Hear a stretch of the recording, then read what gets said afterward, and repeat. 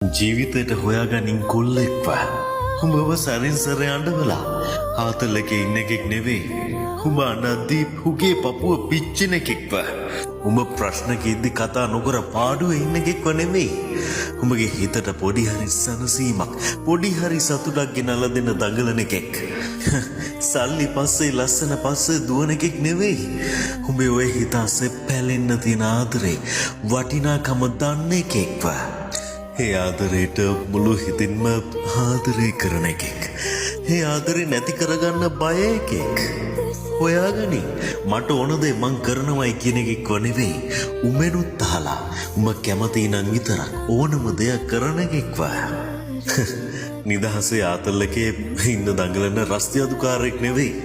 කොච්චර නිදහසේ හිටියත් අම්මට තාත්තට පස්සේ උගේ ජීවිතේ පළවෙනි තැන උඹට දෙන්න හදන එකෙක්.